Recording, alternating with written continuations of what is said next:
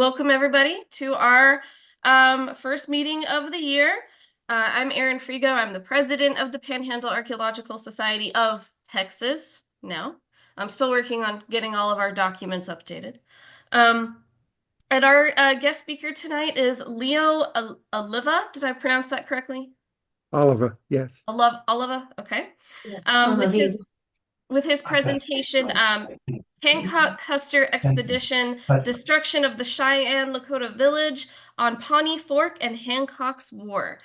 And with that, well, before I give the floor away, everybody at this time, please mute your microphones. It just really helps to avoid any interference, even if you don't plan on talking or anything. There's still a lot of background noise that could interfere with the presentation from where you're at. And if you think you'll be moving around a whole lot, or I don't think this would record you, but I mean, if you just don't want your face recorded at all, you might want to turn off your cameras. But if you don't know how to turn off your microphone, I'll be checking the list to kind of make sure that we're all good to go. But with that, Leo, I give the floor to you. Okay, thank you very much. Good evening.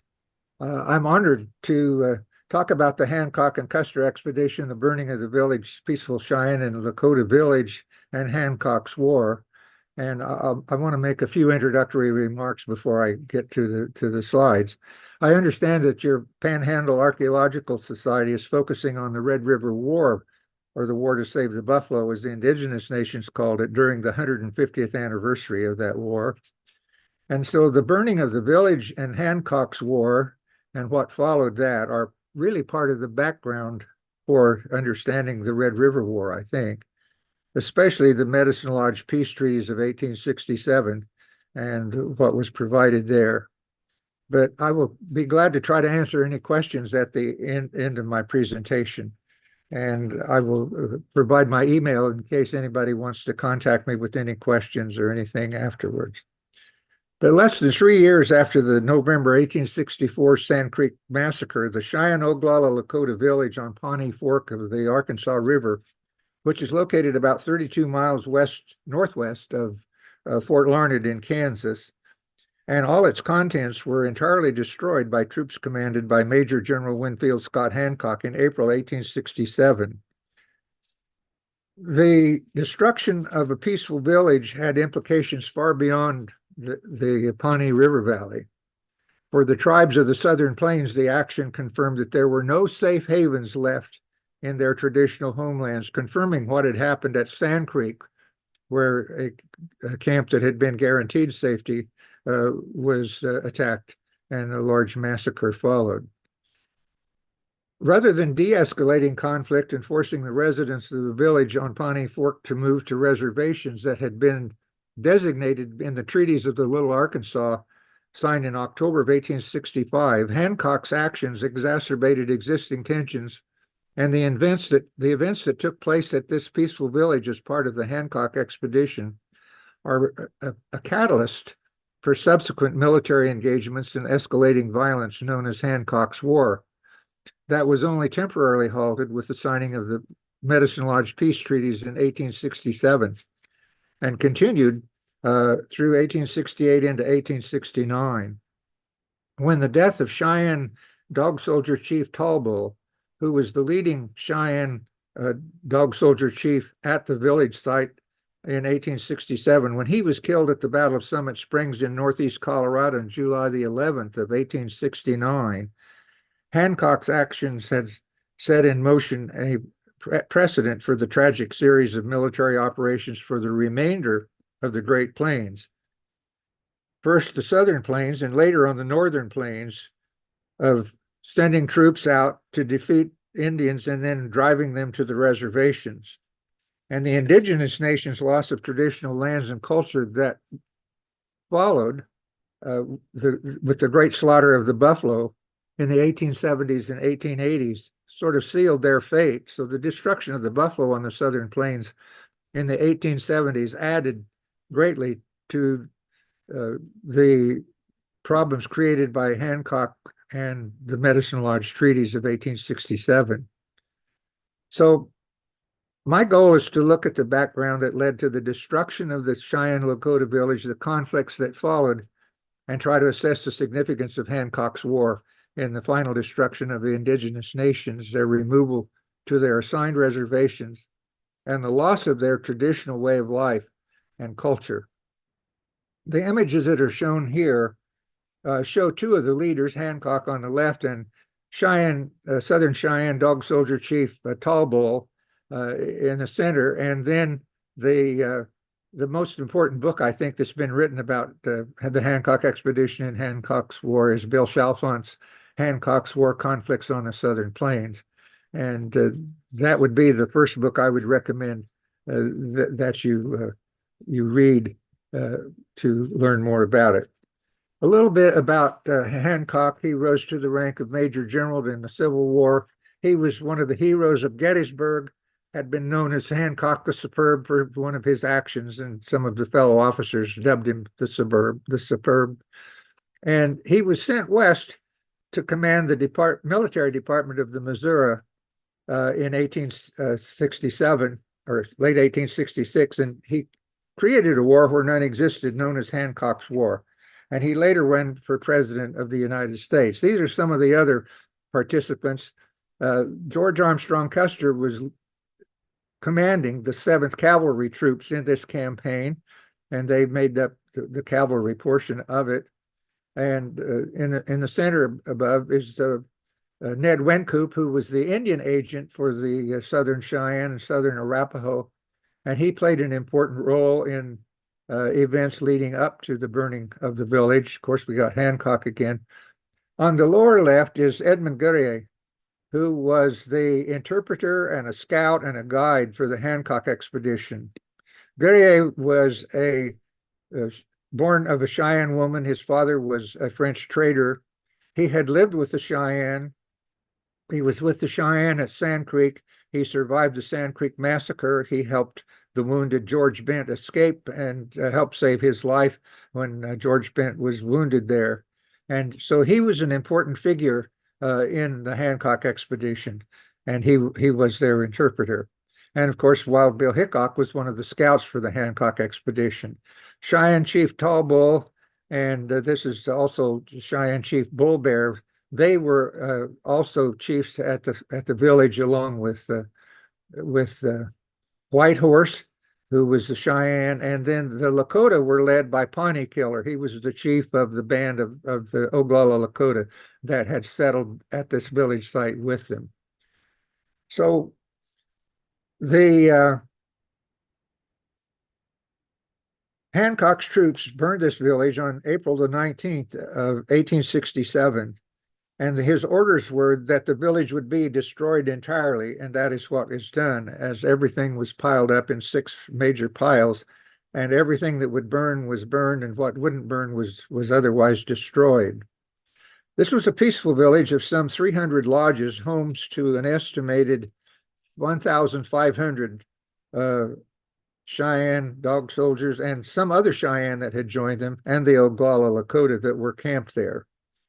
And this village was burned without provocation on their part. It was an act that today we would, I think, call ethnic cleansing.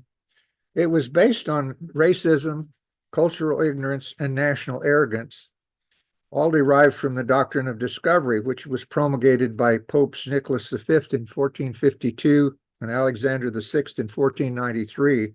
And later adopted by all European nations claiming land that they discovered in Africa, Asia, North and South America. The doctrine authorized Christian nations to take the lands and to subdue the peoples and dominate the non-Christian natives, laying the foundations for colonialism that lasted for 5 centuries, during which time the population of the indigenous nations in North and South America were reduced by 95%. That is, the population declined by 95%, and they lost 98% of their land. So that's the conquest in which the Hancock expedition takes place. Late in his life, Oglala Chief Red Cloud made the statement that, referring to the United States, and Euro-Americans. They made us many promises, more than I can remember, but they never kept but one. They promised to take our land, and they took it. And that was the focus of the Hancock expedition in 1867. The conquest began when the Europeans arrived in America, aided by diseases which had wiped out large numbers of the population, warfare, treaties by which they ceded lands, and cultural domination. That included trade, the missionaries, and eventually the railroads building west. And of course, that's the point where Hancock enters the scene, because the Plains nations realized that the railroads, if they were successful, would bring more settlers and likely reduce them to the reservations that they dreaded. And so the Hancock expedition comes at this critical time when railroads are asking for more territory to build westward. Indian resistance has developed against the railroads, and the Indians have been assigned to reservations, but they haven't gone there yet. And Hancock arrives on the scene. A little bit about the treaties of the Little Arkansas that had set the stage for this. After the warfare of 1865, which was the reaction of the Plains tribes to the Sand Creek Massacre, new treaties were signed, the treaties of Little Arkansas, at the present site of Wichita, Kansas, in October of 1865. And these treaties assigned reservations to the 5 Southern Plains tribes, and also provided in it, because of opposition to the chiefs of the various tribes, that they didn't want to give up their hunting grounds, because the best buffalo hunting was north of the Arkansas River. They wrote into this treaty that they could hunt buffalo north of the Arkansas River, which meant that they could leave their reservations and hunt. And so with that addition, leaders of many of the leaders of both all of the tribes signed, but the Cheyenne Dog Soldiers still refused to sign that agreement. But that was the background. So the reservations were set up. Then in 1866, there was some resistance, because the railroad was building westward across Kansas. In fact, it reached Junction City in 1866 and would go on to Fort Harker and Fort Hays the following year. And so there was some opposition. There were raids in various parts of Kansas. But John Monette found a few years ago in the General Sully records in the National Archives that many of those raids in 1867 and 1868 in central Kansas were actually led by white settlers who joined with the Cheyenne. And the settlers wanted the livestock, and the Cheyenne could take anything else that they wanted. I heard him give 3 programs in which he talked about this. I have never seen the documentation. But those raids were one of the reasons for organizing the Hancock expedition. On August the 10th of 1866, Hancock was appointed to be the new commander of the military department of the Missouri, that included the states of Missouri, Arkansas, and the Indian Territory, Kansas, Nebraska, and Colorado. He replaced General John Pope.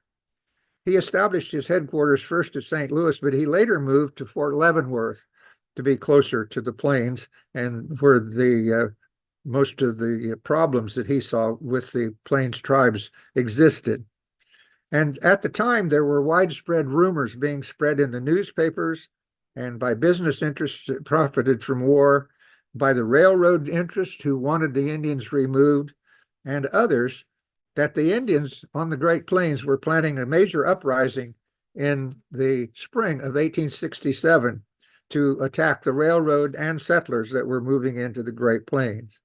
And Hancock believed all those rumors, and he started making plans of organizing a large military force to take out in the spring of 1867 to meet that opposition.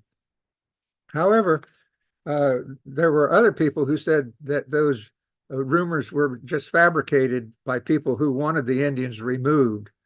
And so his superior officer, the head of the division of the military division of the Missouri, who was headquartered in Chicago, General William T. Sherman, he came to, let me get an image up here if I can. Where am I supposed to be? He came out to western Kansas and eastern Colorado in the fall of 1866, and he said that the rumors were fabricated, and he didn't think that there was going to be any problem. But Hancock continued to organize this expedition, and he informed Sherman that he was going to demand that the Cheyenne adhere to the terms of their treaty, which included moving to the military reservation. And in this letter that he wrote to Sherman, he wrote these words. This is background to what he's going to do. He said, and I'm quoting, "I think it would be to our advantage to have these Indians refuse the demands I intend to make. A war with the Cheyennes would answer our purposes, as some punishment seems to be necessary." So he's going with the idea of he's prepared to make war, even before he starts this expedition. Later, as he sent more and more requests to Sherman, Sherman finally authorized the expedition. Hancock informed the Indian agents of the plains of what he was doing, and he asked them to bring the leaders of the tribes to meet him at Forts Larned and Fort Dodge. And he organized the expedition to the plains, and didn't go to all this detail, but I wanted to show you when they got done, there were 8 troops of the 7th Cavalry led by Custer. There were 7 companies of the 37th Infantry and a battalion of the 4th Artillery. So we're talking about a total of 1,400 troops in this expedition.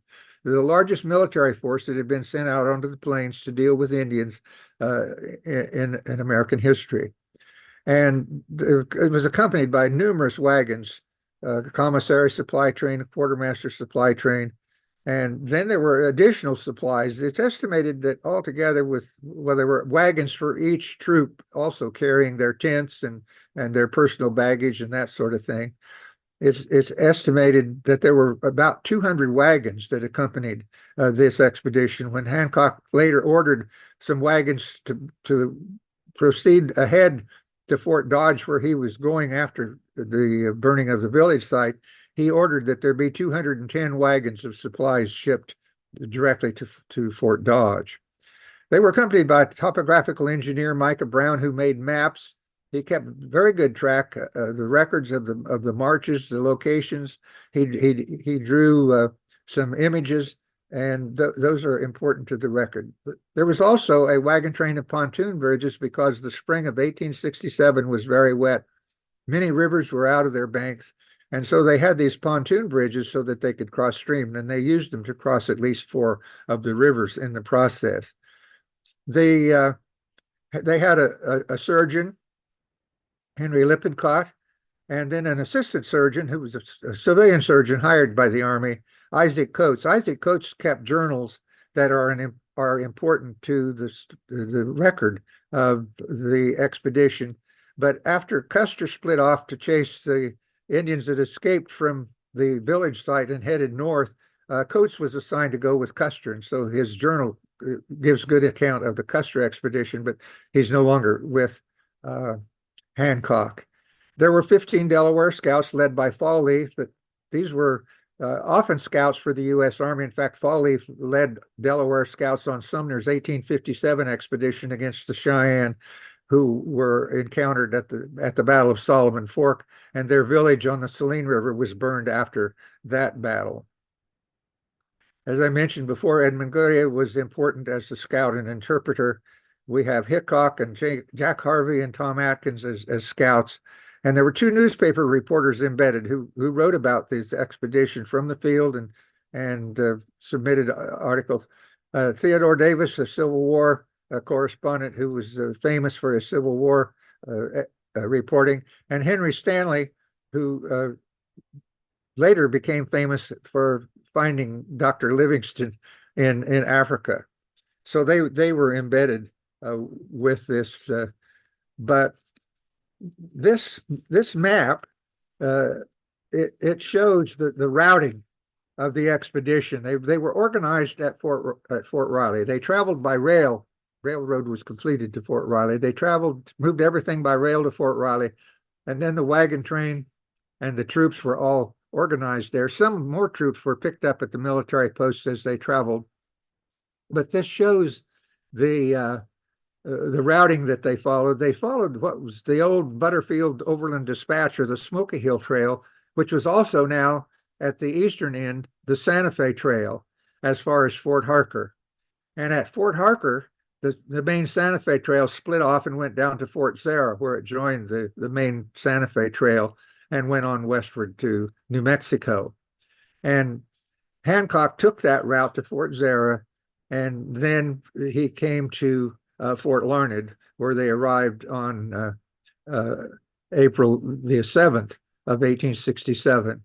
And that was camp number 11 for them, and they would be there from April the 7th to the 13th.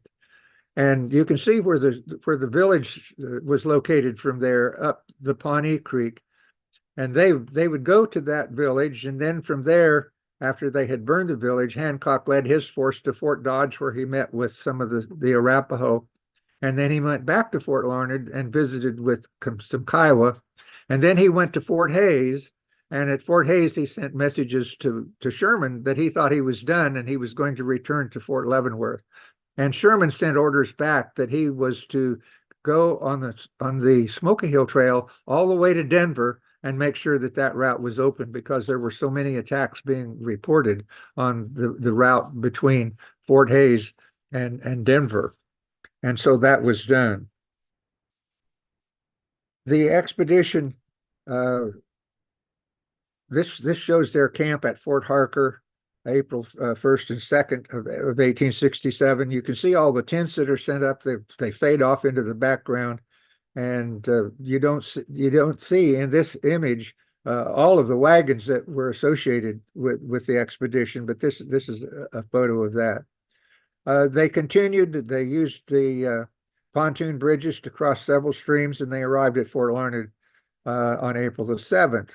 The Indian agents Wynkoop had asked the Southern Cheyenne leaders to meet there, and the Southern Arapaho and Kiowas were going to meet at Fort Dodge.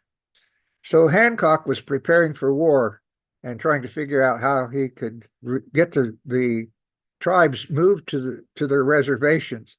And he thought his 1,400 troops would be so impressive that it might cause them to consider, just going. But he also said he had a large enough force that he could force them to make the trip to the reservations if they didn't go. Wynkoop arranged for them to meet with him on April the 10th at Fort Larned, but on April the 9th, a spring blizzard hit the Great Plains, 8 to 10 inches of snow and high winds, and so no Indians arrived for council on April the 10th. Hancock was very disappointed. He suspected that they were just avoiding him, and his large force, he said, wouldn't intimidate them if he didn't see it. He didn't respect the fact that it was impossible for them to get there because of the snowstorm. And so he begins making plans to march his troops to the Indian camp on Pawnee Fork. But on the 12th, late afternoon, several Cheyenne chiefs arrived, including the Dog Soldier chiefs Tall Bull, White Horse, and Bull Bear, along with two others from other camps of bands of Cheyenne, Lean Face and White Hair. They were accompanied by several warriors, including the Northern Cheyenne warrior Roman Nose, who had moved down and was living with the Dog Soldiers at their village. And he, of course, would be involved in this part of the war, and he would be killed later at the Battle of Beecher's Island, which is a part of the continuation of the war in 1868. I'm sorry, I hit the wrong button here. Hancock had a meal prepared for them, and he then ordered them that they have a council around the campfire at night.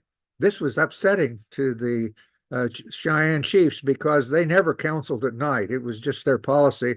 Based on rumor is that they wouldn't counsel at night because they feared that people weren't as likely to tell the truth in the dark as in the light.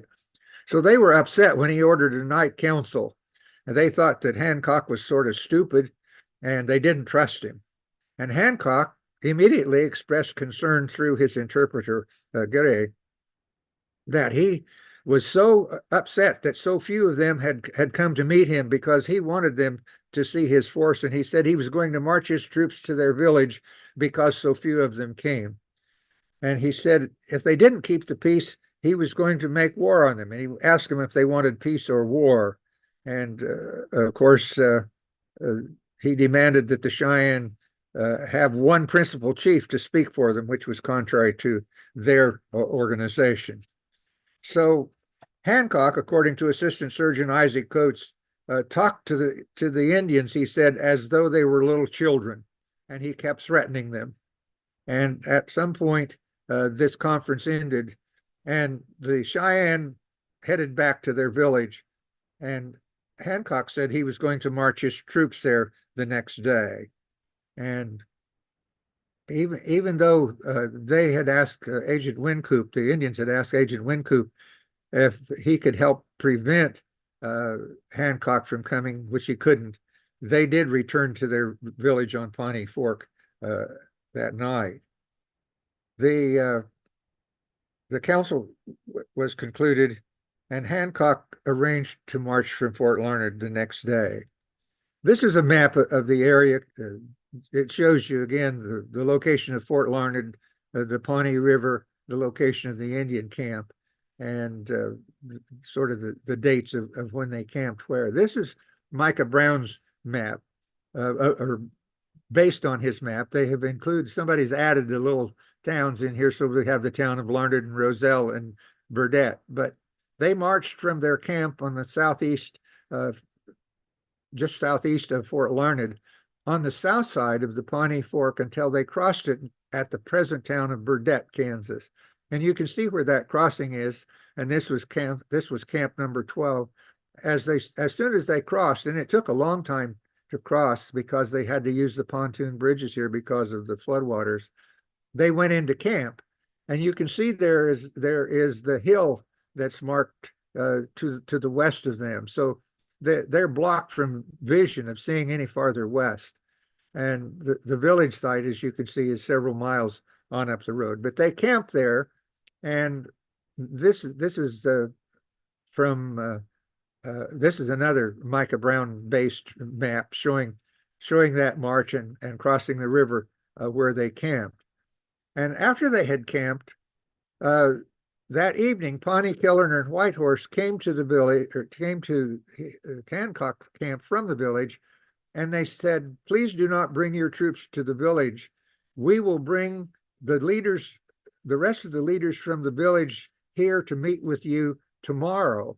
And then they spent the night, and that was the agreement that was made. Pawnee Killer left the next morning to bring the leaders from the village to talk with Hancock. And it was much farther to the village than Hancock realized. Probably it's about 11 miles, as I recall, from the one camp to where that camp to where the village was. And this is the Micah Brown drawing of camp number 12, where they were located and where the ridge was located. And we call it Confrontation Ridge today.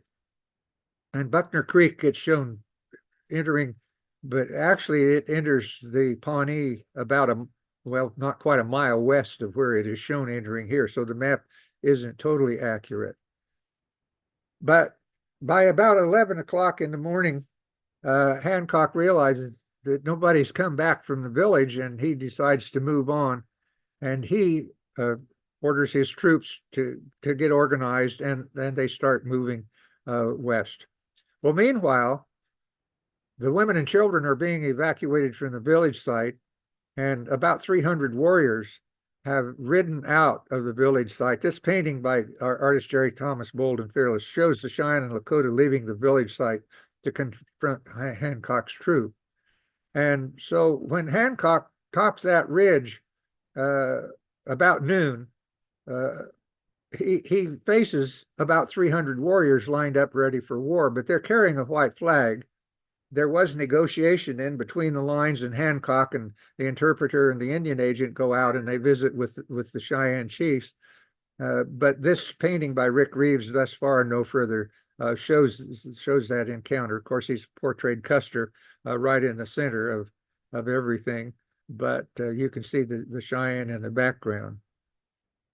This is the map that they followed, and they finally make an agreement to avoid a conflict here. This may have been Custer's first stand if they had the battle here. This was his first encounter with Plains Indians. But what they agreed to do was that the Indians would return to the village and Hancock would move and camp his troops a mile from the village, and he agreed that he would not enter the village with his troops so that they would be safe. And he got to that site and they set up their camp, and he got reports that the people were moving out of the village at a great rate. And so he sent 2 men to see if he could stop them. Many of the women and children had already gone from this village and headed north. And the 2 men came back later and said that so many people had escaped that they couldn't overtake them and that more people were planning to leave. And at this point, Hancock decides to send Edmund Goodray into the camp. He can talk to the people there, and he asked him to go and make sure that the men aren't leaving as well. Well, Goodray delayed his return to report to Hancock until 9:30 p.m. We think, many of us think, that he delayed his return to report to Hancock to give the people in the village site more time to get out of the village and on the way. When he came back and he reported that all the Indians at the site, Cheyenne and Lakota, were fleeing the place. And so Hancock decides that he's going to send Custer and the 7th Cavalry, this is the middle of the night now, to move quickly and surround the village to see that no one else escaped there. This is a Theodore Davis image of the abandoned village. And Hancock sends Custer and the 7th Cavalry. They surround the camp and to make sure nobody escaped, and nobody did escape because they were already all gone. Custer crawled in on his hands and knees into this camp and discovered that he didn't see anybody there, but the fires were still burning. The next day, the rest of the troops moved into the camp.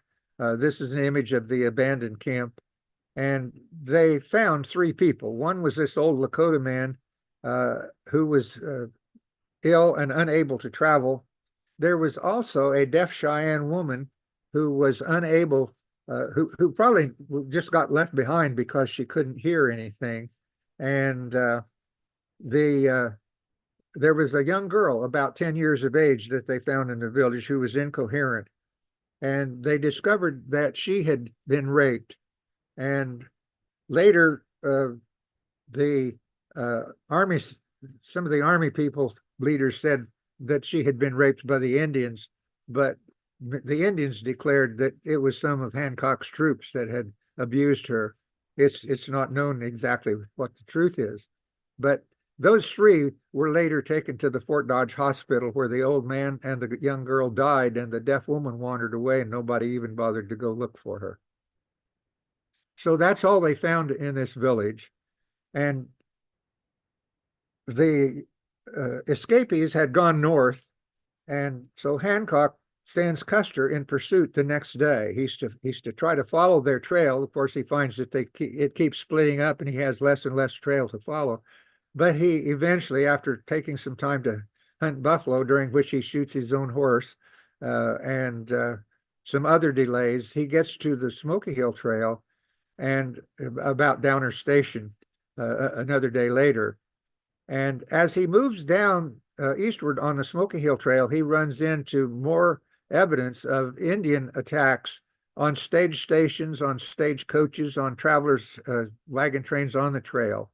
And when he gets to Lookout Station, he discovers there that the 3 people that were stationed at that station had been killed, and his troops bury them. And then they move on over to Fort Hays. This is the first Fort Hays. Fort Hays would flood soon after the army, Custer's troops arrived there later.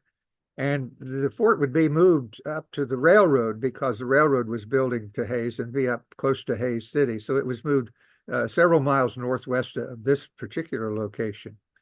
So he has Custer reporting back. He's got couriers carrying reports back to Hancock. Every day he's supposed to send a report to Hancock.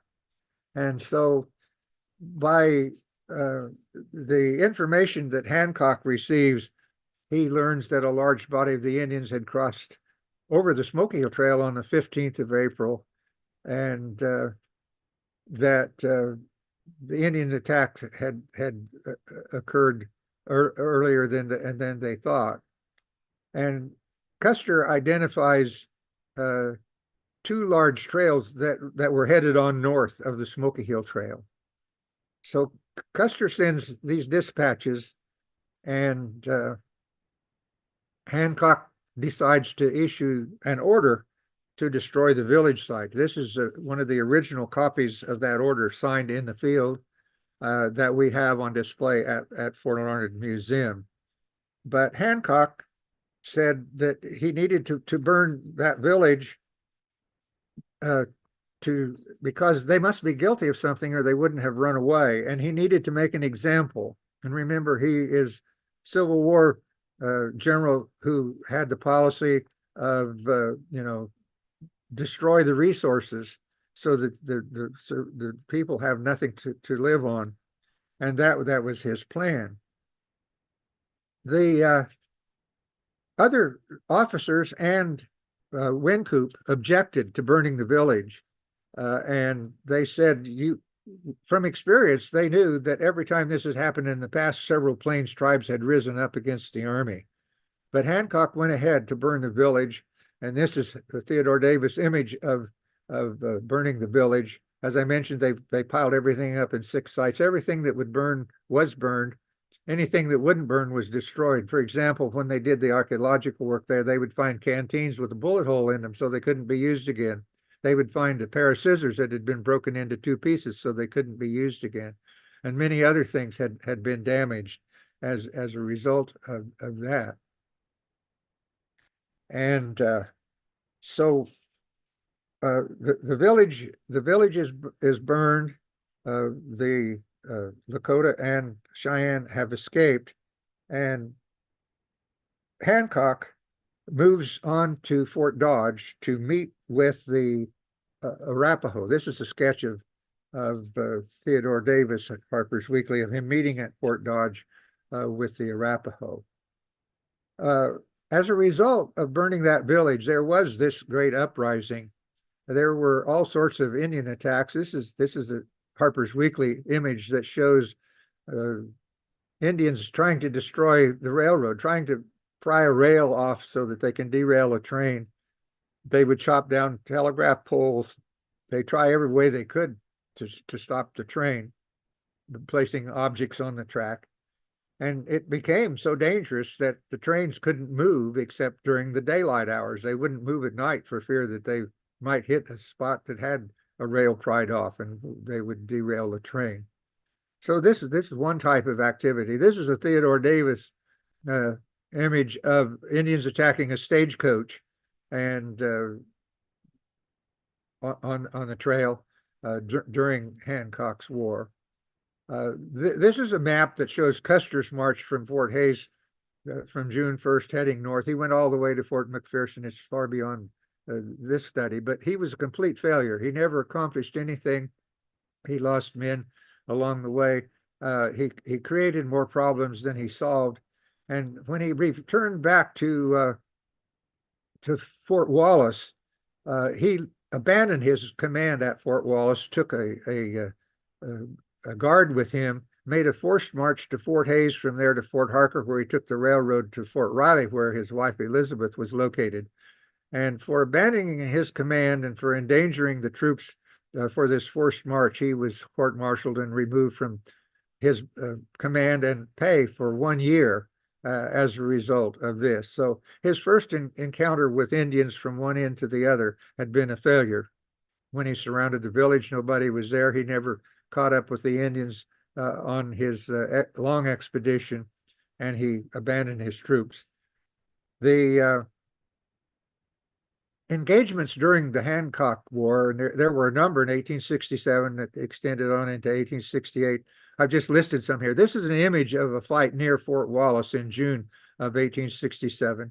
But the Kidder massacre of the Lyman Kidder sent with dispatches for Custer, caught by Indians and all killed.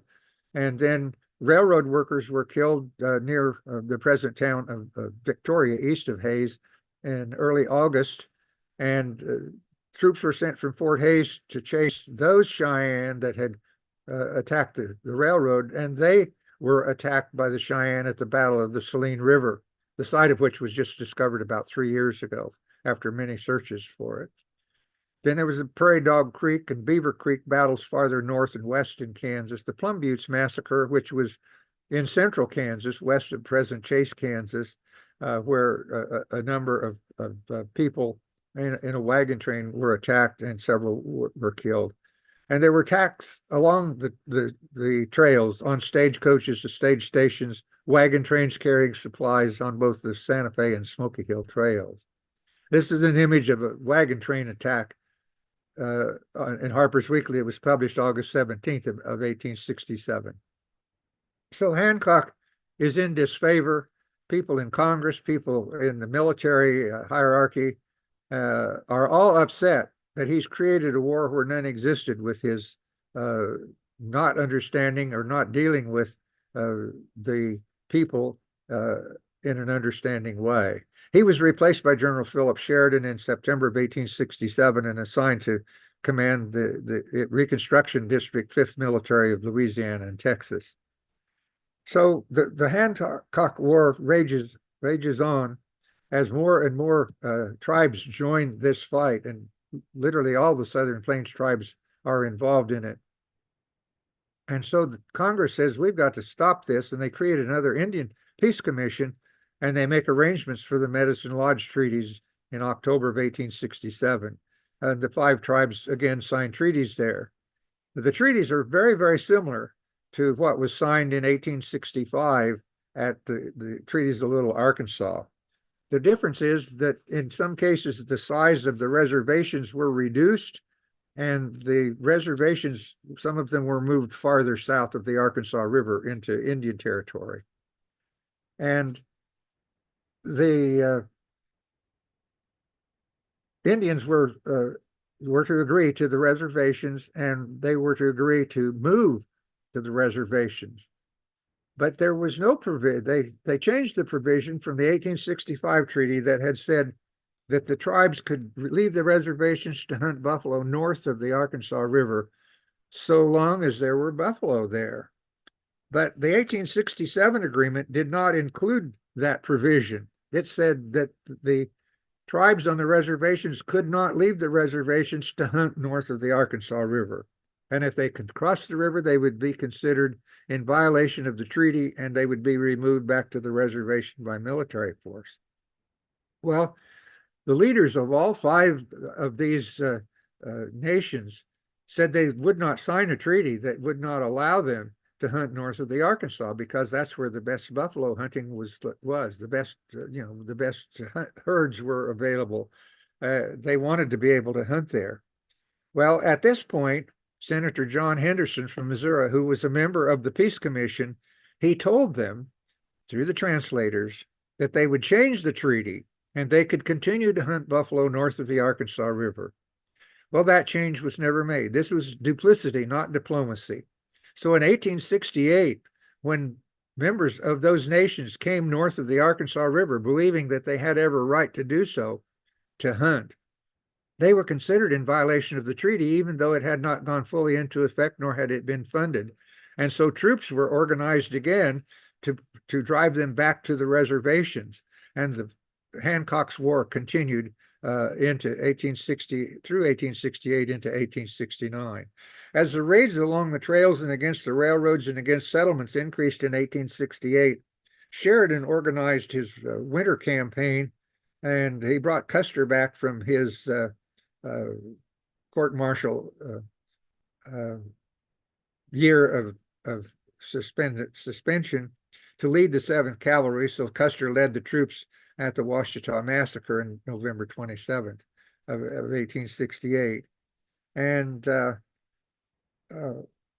I might just mention that the buffalo become a major factor in the conquest of the indigenous nation of the Great Plains at this point, because many military officers and some civilian leaders had come to the conclusion that the solution to the Indian problem lay in the removal of the buffalo. And so they encouraged the buffalo slaughter. And of course, 1871, with the new process of tanning that made the hide hunting the major activity rather than the meat hunters or robe hunters, we have the military encouraging the great buffalo slaughter. And the plains of western Kansas, north of the Arkansas River, were pretty well hunted out during the period from 1872 to 74. According to one scholar of the buffalo slaughter, who checked railroad records, he said the railroads from the Great Plains from 1872 to 74 shipped 7.5 million buffalo hides out of the Great Plains. Some of the hunters said that they figured that 5 buffalo were killed for every hide that was shipped, because many of them were wounded and went off and died someplace else. And in other cases, they actually tore the hide while ripping it off of the buffalo. They didn't take time to skin them. They learned how to make the right cuts, tie a rope to the hide and tie a horse to that rope and rip the hide off. And they did destroy hides in that process. So not all the bison that were killed furnished a hide for that market. And even though the Treaty of 1867 and other agreements had prohibited the hide hunters from going to the Indian reservations in Indian Territory to hunt bison, they started moving there during the early 1870s, and they were on the reservations hunting by 1874, which was very upsetting to the people on those reservations, because many of them couldn't find enough bison to supply the food needs. They were dependent upon rations that were being distributed by the Army, but many of them were also starving. And so they were prepared at this point to retaliate. And so this is the beginning then of the war to save the buffalo, or the Red River War, which was crushed fairly quickly after it started. But it was a war that took many casualties over a couple of years. An important engagement, as you know, of the Red River War was the Kiowa-Comanche-Cheyenne attack on the buffalo hunters, who they considered to be the real enemy, at the Adobe Walls on June the 17th of 1874. They were repulsed by the firepower of the hunters, but this site, pardon me, this site is listed on the National Register of Historic Places today and is a Texas archaeological landmark, as you know. Buffalo or bison then became the key to understanding the final conquest of the Plains Indian nations. Without them, the traditional life and culture of the tribes could not continue. And I want to recommend a movie to you to watch sometime. It is a movie called Tatonka, spelled Tahtonka, and it was produced in the 1960s by a firm in Canada, and the consultant for the film was Ben Black Elk, the son of Black Elk of Black Elk Speaks, and he's also a major actor in this film. It's a very powerful 30-minute film, and it is available on YouTube today, and it's also been distributed, I think, on discs over time. But I have shown this film to many groups. It's a powerful film that shows the slaughter of the bison and then what happened to the people afterwards. And it can be the basis for a lot of interesting discussion, from the doctrine of discovery to the reservation system. This is an aerial photo. I'm sorry, wrong way. This is an aerial photo of the location of the village site. And we had an encampment set up there. This is about a little over 20 years ago. And we had programs about the material culture and so on. But this is grassland up to this point. The green on this side and over here, this is farmland at that time. It's now planted back to grass. This is the main Pawnee down here. This is that little North Fork that swivels around and comes into it. And I'm sorry, what happened here? What did I hit wrong? Lost my program. Sorry about that. See if I can get it back. Click the picture behind it. That is the program. This pictures came in front of it. I need to get back here to. Let me get back to if I Click can. the picture behind it. It's my program, and well, I have to get to. I got to restart the slideshow and get to the end again. So sorry, slideshow. Okay. Well, where does it say from the beginning? Huh, that guy doesn't want to start. Slideshow. It should be from the beginning, but it doesn't want to start. Grab the slide bar and slide down to the bottom. There, right there. Okay, thank you. Well, got to get a hold See of if that slides.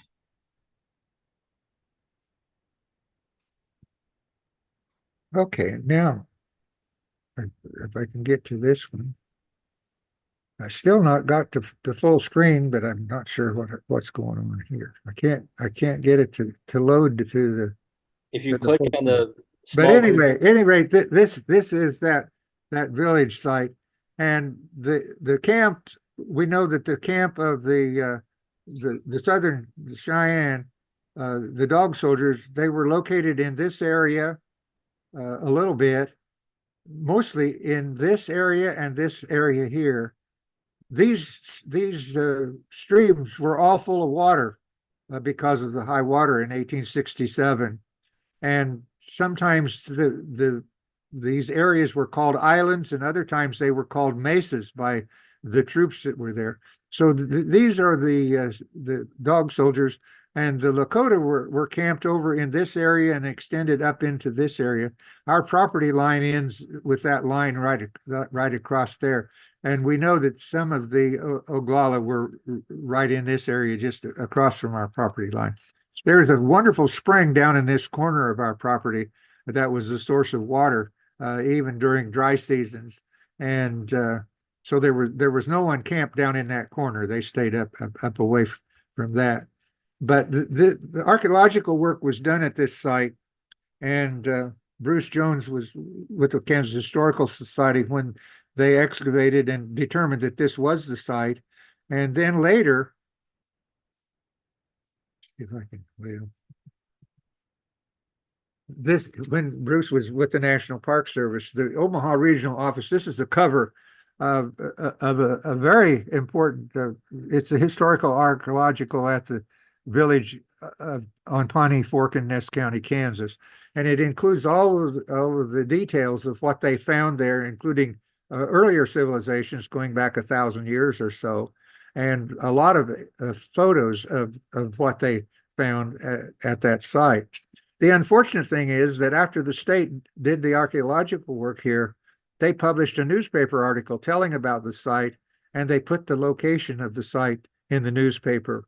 And within 1 year, the site was cleaned out by people with metal detectors. We know a fellow who has a garage with a large collection from this site. He has allowed the National Park Service people to look at that, but he will not let us have it back. He took it soon after the site became known, and he lives not too far from that site. Our attorney has told us not to put any pressure on because he might just sell all the artifacts and we'll never see them again, and maybe he'll come around someday. This was that reenactor village that we had set up and had programs there.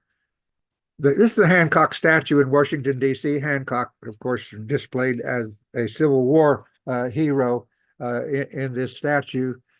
He ran for president in 1880, was defeated by James Garfield.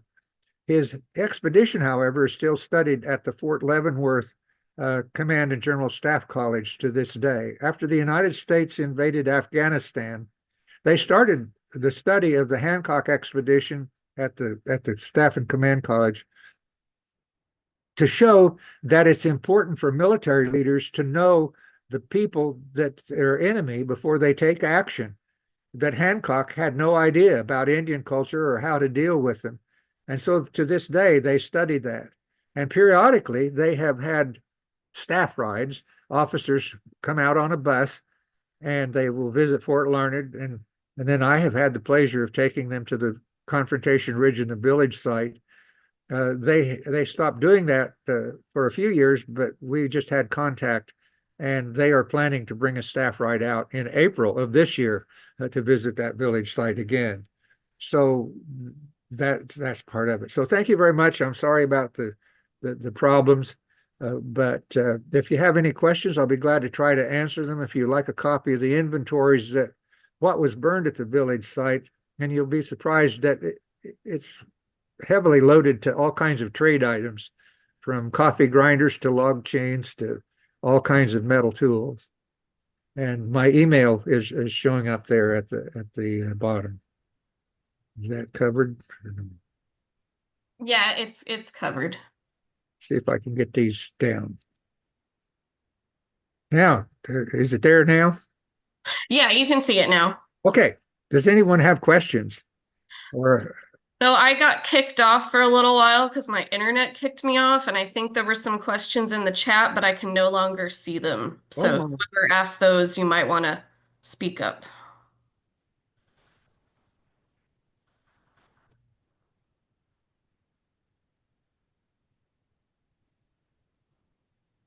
well, I might I would tell a little incident that happened since we acquired the village site. The Fort Leonard Old Guard purchased this site in 1998. We were very fortunate to find owners. He was a professor of political science at Southern Illinois University in Carbondale, Illinois, and his wife had inherited this site from an uncle. They had no idea it had any historic value, and it was rented to a local farmer who had farmed it and grazed the pasture for years. When we found out who the owners were, we contacted them, told them about what had happened there, and asked if they would be willing to sell it so that we could preserve it. The Fort Leonard Old Guard, hopefully, our ultimate goal is to have it turned over to National Park Service and administered by Fort Larned. But we also have involved the Cheyenne, Southern Cheyenne tribe in Oklahoma with the site. So we bought the site, and we started, trying to clean up some of the mess. There, you wouldn't believe how many tires were in the Pawnee River on this site. We hauled 3 truckloads of tires out of there, and we still didn't get all of them. That people just dumped their tires and they washed downstream and caught on trees and stuff. But we wanted to nominate this site for the Register of National Historic Places. And so we completed the site. At the time, I served on the state review board that reviewed all the applications that went for the National Register. So with help from some of the people at the Historical Society and Bill Chalfont, who was a very good friend, we put together a nomination to have it designated as to the National Register. And in that nomination, we had mentioned Custer, and we had put in there at Bill Chalfont's recommendation, who had come up with the idea.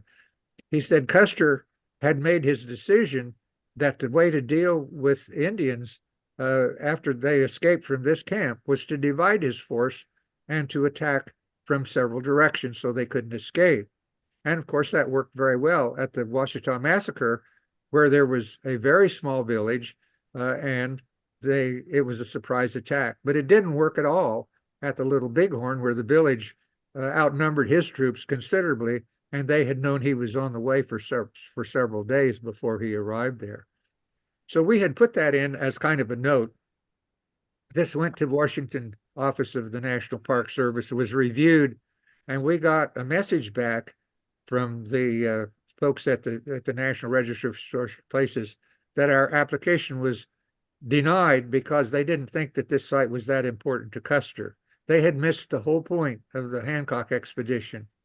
So with the help of the folks at the State Historical Society and the fact that Bill Chalfont's new book came out in 2010, we were able to rewrite that nomination and send it through as, focus on Hancock's War and what happened. And it was approved and has been on the National Register since 2010. But anyway, have you got some questions now? Nothing has shown up back in the chat that I can see. Like I Okay. said, I think Scott had a few questions. Maybe you answered them. He asked them pretty early on. But like I said, Yeah, since Scott. I rejoined the group, the messages are gone, so I can't see anything. I'm sorry. No, that's okay. Is Scott there? Yes, I'm here, Leo. Excellent presentation. You want Very to? thorough. You have some questions. Yeah. So how common was it for the Southern Cheyenne to be camping with the Oglala Sioux? They intermarried. They were the band that the Oglala Lakota band and the Dog Soldiers intermarried and had relatives. In fact, after the Sand Creek Massacre, the following year, there was a great uprising on the plains in this major war of 1865. The Dog Soldiers saw this war coming and they moved north and they stayed with the Oglala up on the Platte River until that war was over. They came back in the fall of 1865. And so it was common for them to meet together for buffalo hunting, and that's what they were planning. The Dog Soldiers had been in this camp since November of 1866, but in March of 1867, the Oglala band came down to join them, and they were preparing for this spring buffalo hunt. And of course, that was interrupted by that blizzard and by Hancock at the same time. But those two were closely related from the standpoint of spending time together. And so it was common by 1867. Yes. There were other bands of the Sioux that never came down to this area, but this band of the Oglala, led by Pawnee Killer, more than one time was down here with them. Other question?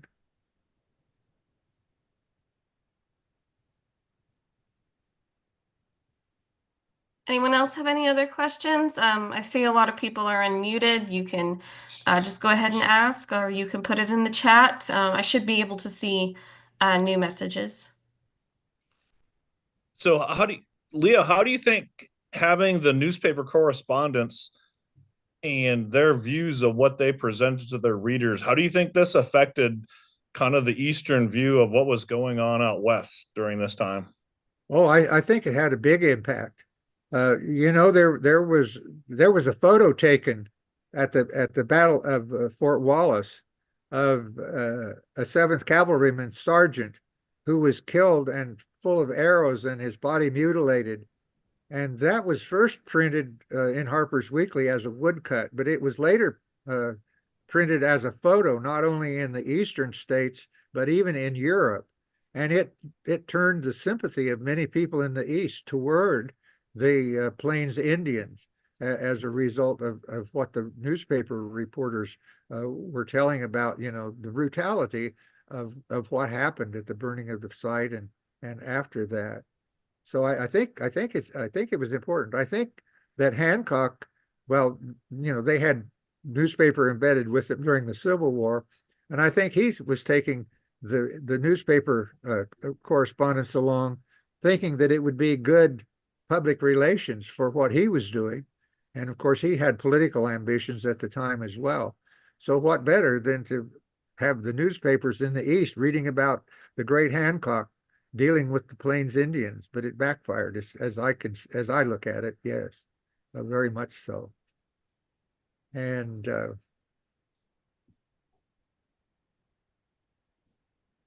there were later some other reporters that came out, and their reporting was similar.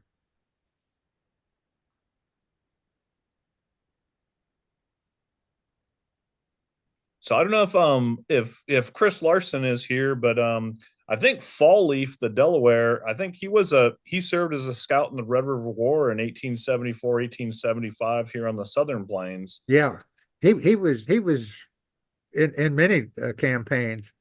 Uh, he and Black Beaver, who was earlier, even were two of the leaders of the Delaware, who were often, scouts and guides for the military.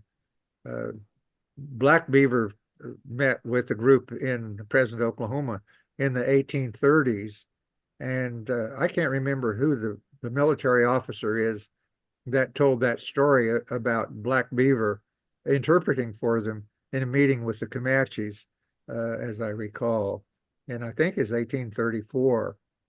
And so they're meeting with the Comanches, and the military leaders are trying to impress the Comanche with the white technology and culture. And so they're asking Black Beaver, they said, Black Beaver, tell them about the railroad. Black Beaver had ridden on a train. He'd been back east to Washington, D.C. So Black Beaver, he tells them, this is the way the story is reported. Black Beaver tells them about the railroad, and the Comanche all grunt something, and the military officer says, what'd they say? What'd they say? And Black Beaver said, they say they don't believe that damn lie.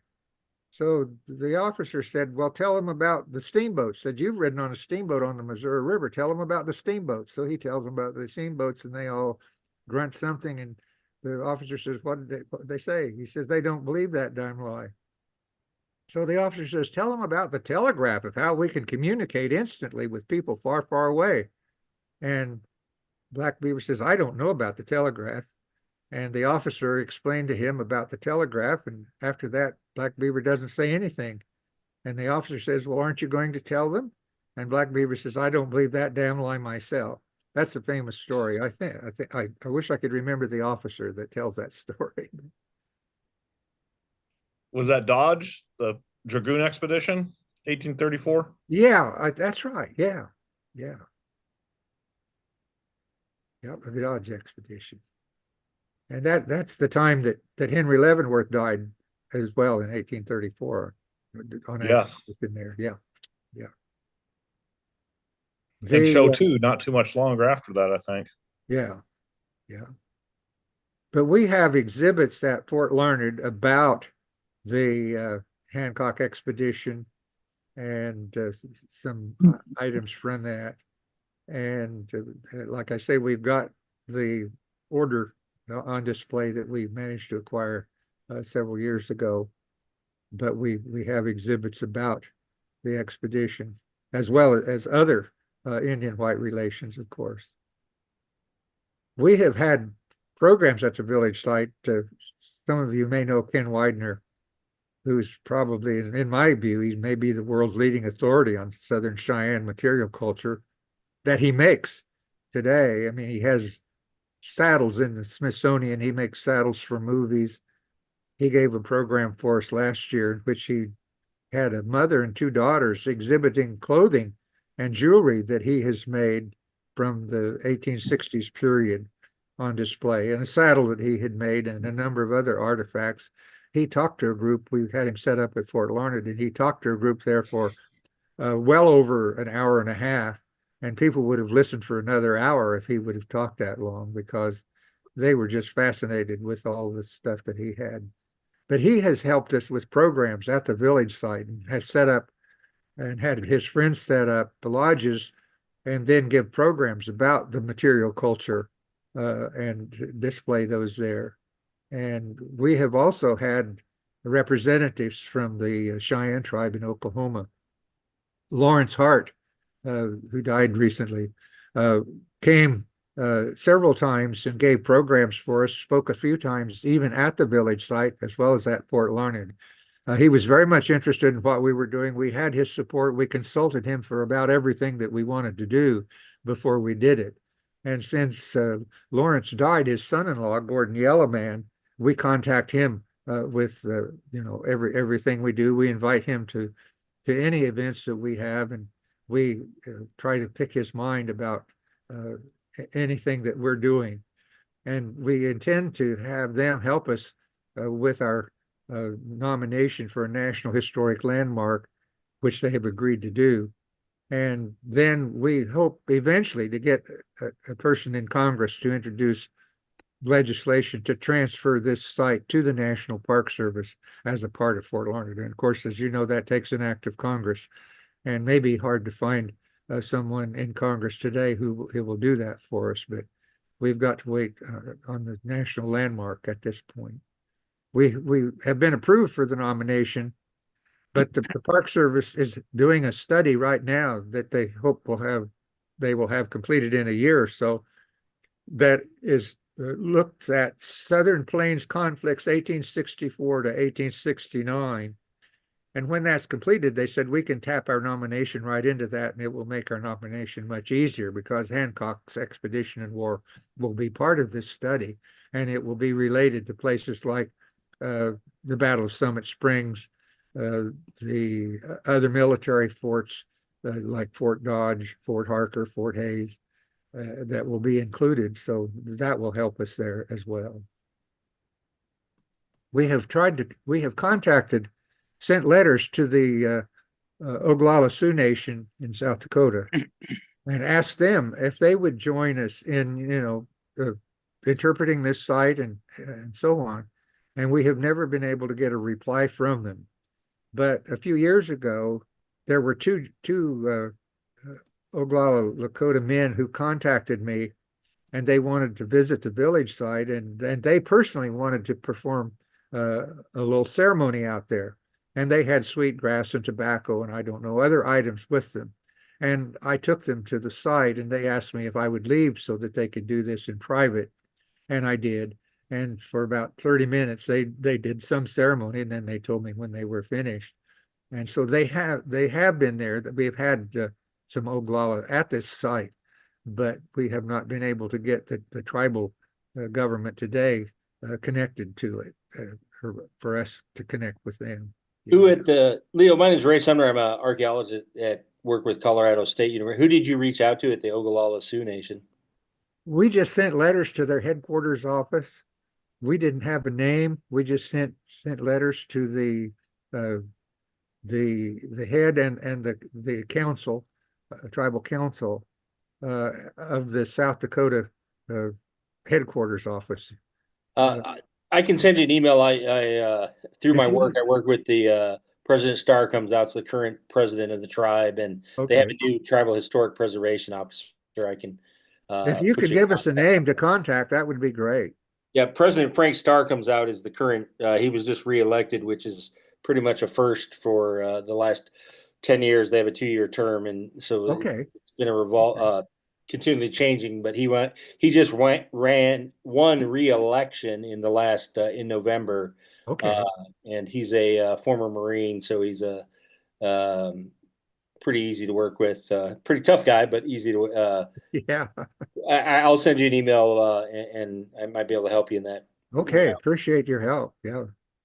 Because I've been trying to find, it's always helpful if you can contact an individual person, but I haven't had success in getting the name that I was looking for through my contacts. So I appreciate that.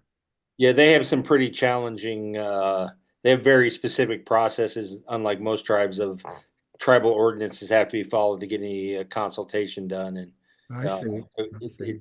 Yeah. All right. Well, thank you so much, Leo. That was a great presentation. I'm sorry, our Q&A is up for now, so we've got to move on to our business meeting, but we really appreciate it. Well, I enjoyed doing it, and I'm glad I had the opportunity. I'm sorry for the problems that we had with the computer. So. Oh no, that was my internet. My internet company has not been doing a lot of great things lately. Okay. So. Well, thank you all very much. Appreciate it. Yes.